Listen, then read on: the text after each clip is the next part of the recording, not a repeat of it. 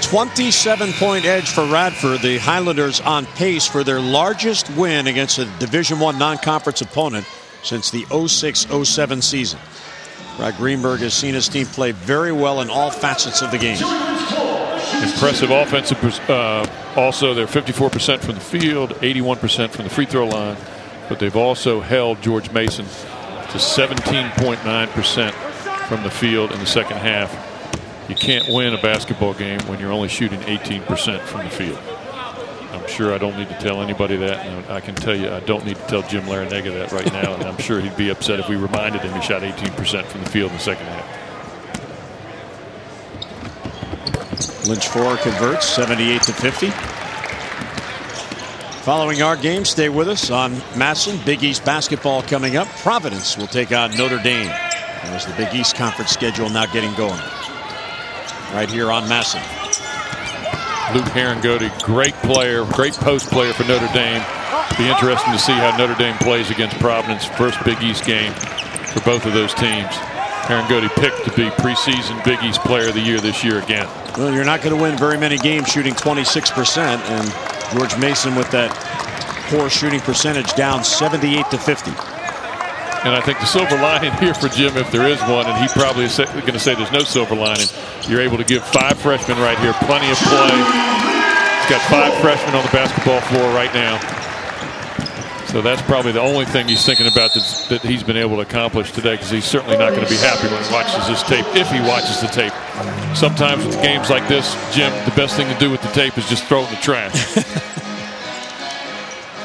30-point edge, and Jim Larinaga, continuing to coach, calls the timeout. One thing he can't be happy with at all is the open looks along the baseline that Radford is getting, because what that means is either you're falling asleep or you're out of position, one or the other. Yeah, I'm sure there's going to be plenty of things that he's going to think about, and I think probably the biggest thing right now is you're going into a game January the 2nd, this Saturday, against a very good post player. Gerald Lee from Old Dominion, excellent post player, 6'10". And so for him right now, he's got to think, okay, how are we going to play better post defense? How are we going to keep our big people out of foul trouble and be able to prevent Gerald Lee from having a big game the way Art Parakowski did against us today, which is Wednesday night. He's got 3 days to figure it out. There's a senior, Parakowski. There are 11 freshmen and sophomores on this Mason roster. Very young team. Talented team, but young, inexperienced. And a whistle away from the basketball. Blake Smith called for reach in. So Hancock will go to the line as the Mason bench looks on. And 5 freshmen out there on the floor for George Mason. Blake Smith, freshman for Radford. Radford also has Gurkham Sunmez, who's a freshman out there too. Jeremy Robinson, so they have 3 freshmen out on the floor too. Smith heads out of the game. And we mentioned in our open tonight that in these non-conference games right before the conference schedule really gets going, you like to look at what you have, but maybe more importantly what you don't have. And I think both these coaches have learned a lot about their teams tonight. And again, not to belabor the point, but I'm sure Jim is thinking a lot about how we can guard post people. I think that was the biggest problem today against Art Parakowski, was their inability to be able to prevent him from catching the basketball. There's going to be a lot of people who aren't going to be able to prevent him from catching the basketball, to their credit, because Parakowski is a very good player with great hands, and he's 6'11". So, but they're going to have to do a little bit better job of guarding the big guy when they play on Saturday, because Gerald Lee is a force inside for Old Dominion. Shot clock almost went down. Rebounded there by Daniel Mitchell, who's in the game. Doesn't get a lot of playing time. There's Hancock the other way, and all the way for the bucket.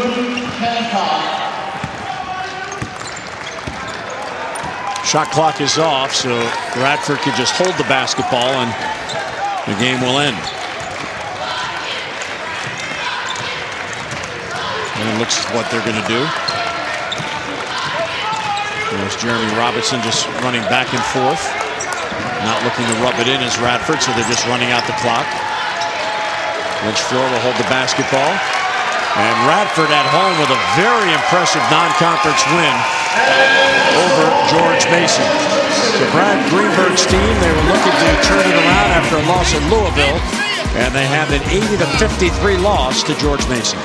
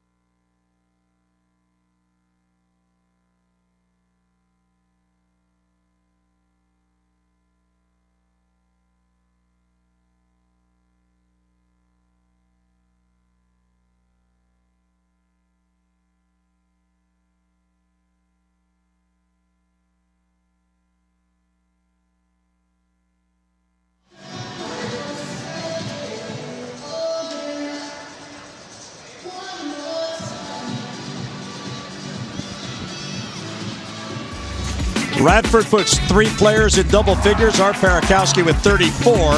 And the Highlanders go on for the win. For Craig Eschrick, I'm Jim Hunter. Thanks for joining us. Final score, Radford 80 and George Mason 53. Stay tuned now. Big East Conference basketball coming up as Notre Dame hosts Providence College. That's next here on MASN. Don't forget, log on to MASNsports.com for a complete schedule of upcoming events.